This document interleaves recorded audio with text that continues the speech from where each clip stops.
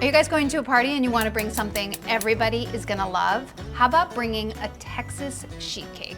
It's a dense, chewy, moist chocolate cake that couldn't be easier to make. It's actually kind of interesting because some of the ingredients get melted together first, which is a little bit unique. So I'm gonna start off by doing that. I have 2 sticks of unsalted butter, and to that I'm adding the chocolate component. It's a 1/4 cup of cocoa powder, and then a cup of water. And all of this just gets brought up to a boil together and simmered for a few minutes. It's a classic way to make it, and I think that it's so that the chocolate really gets dissolved, because sometimes cocoa powder can be a little bit difficult to work with. It gets kind of lumpy, and this sort of avoids that. And then you're getting the effect of like an oil cake, but you get to use butter, which tastes so much better, because everything then just gets stirred together in a bowl. I'm gonna leave that for a second and whisk together my dry ingredients. 2 cups of all-purpose flour. 1, 2, and then 2 cups of sugar into the same bowl. A teaspoon of baking soda. Now that. Teaspoon of coarse salt. If you're using fine salt, make sure you use less. Use a 1/2 teaspoon. And then 1/2 teaspoon of cinnamon.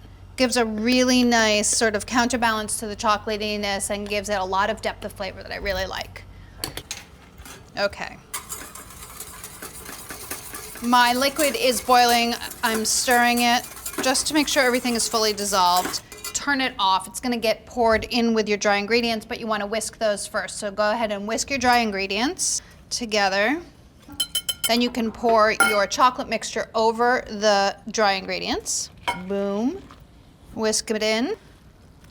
But there's some more ingredients to add. A 1/2 cup of buttermilk, 2 large eggs. I'm gonna whisk those before I add them right into the measuring cup.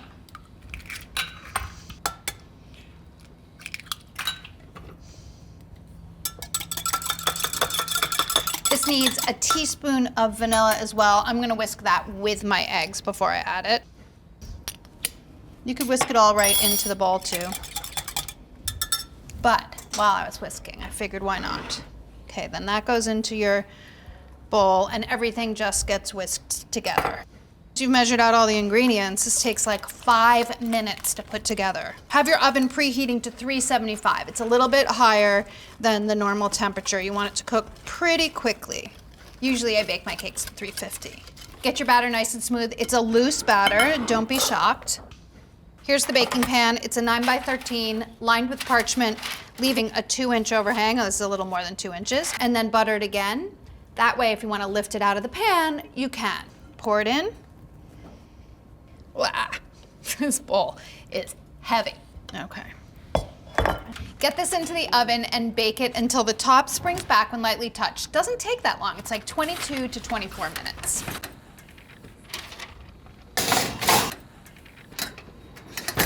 So when the cake comes out of the oven, put it on a cooling rack, let it start cooling, and get your frosting going. It's really simple and probably what makes this cake so incredible.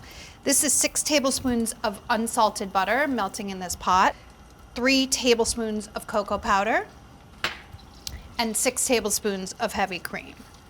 Those 3 ingredients need to come to a boil together in a pot. You can see where I'm going with this, right? Nice and rich. I'm gonna add a teaspoon and a half of vanilla to this. It's smooth, it's thickened slightly, and it is ready to go. In this bowl, I have 1 3/4 cups plus 2 tablespoons of confectioner's sugar.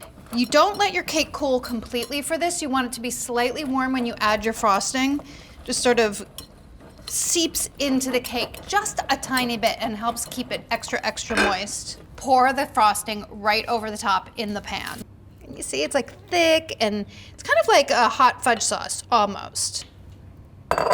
Spread it out over the top of your cake. Spread your frosting to the edges, and then you're gonna wanna let it sit for a few minutes before you dig in. But before you do that, what makes it a Texas sheet cake are some chopped pecans. Chopped toasted pecans, 1 cup over the top. You can do whole nuts if you want to. Sprinkle them on before the frosting sets, because then they'll sort of stick into the frosting. They won't go flying everywhere. Boom, done. Okay guys, I'm gonna eat it. It's not really, really ready to eat, but I know it's gonna be good. So I'm going for it. The frosting's gonna make a mess, but hey. Ta-da. Guys, this is a moment where you really, really, really wish you were here with me because this is a fantastic moment. It's the moment where I'm gonna eat my Texas sheet cake. It was everything I promised and more. Give it a try. If you like recipes like this and you want more, make sure to click like and subscribe because we have plenty more where this came from.